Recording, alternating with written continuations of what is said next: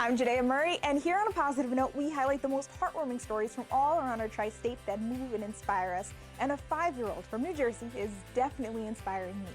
Little Mason is even sweeter than the candies he's making to lend a helping hand in his community. It's February, and with Valentine's Day coming up, hearts and chocolate are super popular. 5-year-old Mason from Clark, New Jersey saw a YouTube video on how to make Smashbox candy hearts and got straight to work. He and his mom are making these, selling them, and then donating the money that they get. In fact, because of Mason's brilliant idea and hard work, they just made a donation to St. Jude's Children's Hospital and brought $250 worth of food to donate to their local food bank. All of this is because of a sweet treat from a sweet boy with a sweet mission. We love it. Over in Connecticut, another little boy is on the move to donate what he can to people in need. This kid runs his own nonprofit, and he's only 8 years old. Ask Oscar Drace what the word S.A.F.E means, and he'll tell you it stands for Superheroes are found everywhere. It's the message he wants to share with the community, that they could be superheroes too. Think of anything that you can do to help anyone. His mom says a conversation they had this summer about needing to wear masks made him want to start SAFECT.org so he could be the superhero for those who can't afford them. It's kind of this whole new expense that a lot of people who already struggle may not have the resources for, and Oscar just happened to have the idea right then and there. I want to start a charity. So together they did. So far he's collected enough money to buy quite a few. 1,500 masks and 700 hand sanitizer. Oscar has an even bigger goal in mind. His twin sister thinks they can reach. Probably about like 6,000.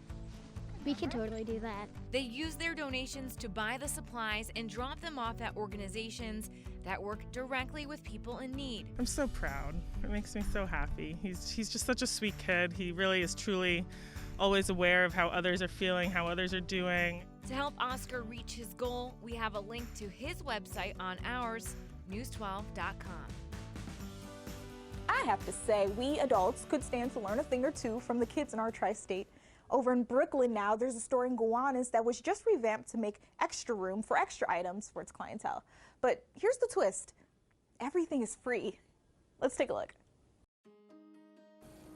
Clothing, toys, canned goods, and more line the shelves of this brightly painted shelter on Bond and Douglas Street in Gowanus. This is set up as if, as a store, kind of like you can just take things, but you don't have to pay for it. It's a free store called The Sharing Corner, started by the Gowanus Mutual Aid to help neighbors in need. And anyone can stop by and drop off a donation or take what they need. I think it serves a great purpose. For the less fortunate and for people to come and take what they want. The free store started as a response to the pandemic, originally a much smaller group of shelves. It has since grown to the larger, more colorful shelter it is now, after getting a positive response from the community, both those in need and those who donate. It feels good because we're directly helping people. It's not like going to an organization and then the people. It's like straight to them, you know? The Sharing Corner sits outside of Millennium Steel and Rack Rentals, where the owner allows organizers to run the store because he believes in their mission to give back. When people give of themselves for no reason, not looking for anything in return, that's something I believe in. The store is open day and night, never closing, so community members always have access to do as the slogan says, give what you can and take what you need. And the store is open night and day to make sure it's accessible for everyone. You know what that sound means. It's time for a feel-good fact, and it's my favorite time of the year, New York City Restaurant Week. And that week just extended into a whole month of deliciousness. If you're new here and you don't understand the hype, it's cool. I'll fill you in. From now until February 28th, you can order takeout or delivery, lunch or dinner from participating New York City restaurants for just $20.21. Get it? $20.21? If I were you, I'd use this as an opportunity to support both local businesses that may have been affected most by the pandemic and Black-owned restaurants because it's Black History Month. Buen provecho e bon appetit. That, ladies and gentlemen, was your feel-good fact. I'm sure you've seen the meme of Senator Bernie Sanders floating around the internet ever since the inauguration. I, for one, can't get enough of it. Well, it turns out that the photographer who took that one photo shared around the world is from right here in our tri-state. Let me introduce you to him.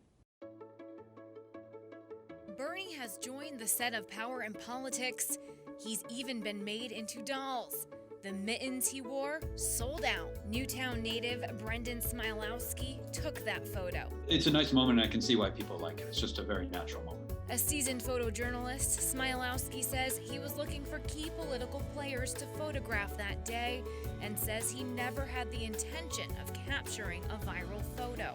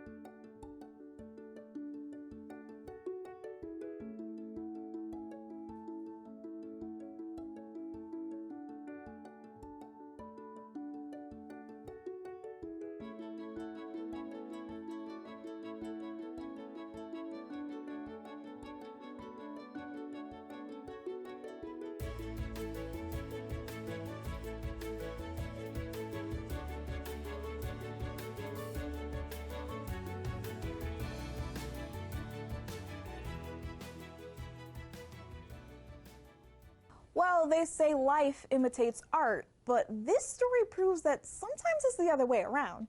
Did you know that someone turned Bernie's meme into the cutest crochet doll?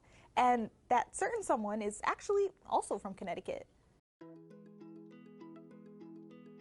People are getting very creative in this stressful time. So I think that having creativity and having laughs are really important. Emergency room doctor Elena Kozlova is also getting creative to relieve the stress of being a frontline worker during the pandemic. I've been crocheting quite a bit. It's a great stress reliever, so here's a little birdie that I made. After 20 hours of working with a pattern and some yarn, Kozlova made the Senator Bernie Sanders in the photo from the inauguration that has gone viral. It's been a very positive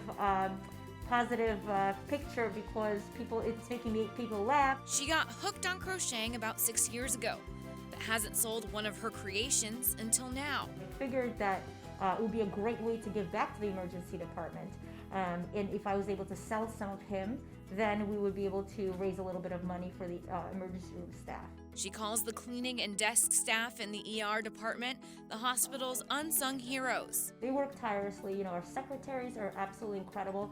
They really make the entire department run. Kozlova says that she's raising money to give to them or to use to celebrate them in some way. He's going to be going in the mail very shortly, but I think as long as people want him, I can definitely make him. You can purchase a doll for $50 on her Etsy page, Dr. K Crochet. There is just so much talent living among us, and it's about time that we highlight a little bit more of it. This week, we're putting one very special lady in a positive light for her beautiful voice. Meet Ashley Sanchez from the Bronx. Don't let the soft face fool you. This woman is a serious quadruple threat. She owns a handmade candle company called Candaluna New York. She served as Miss Grand New York 2020 and still uses her platform for mental health awareness. She models and reports, and today, she sings.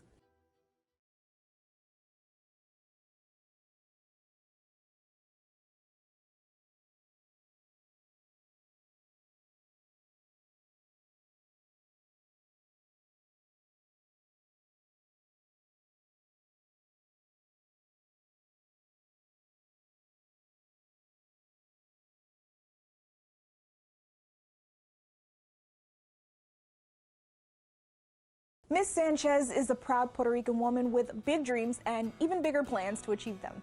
Every week, I'll be showing you a few residents from around our tri-state in a positive light, just like this. You and your talent could be next. Just send me an email with who you are, where you live, and attach a short video or a few photos of what you do.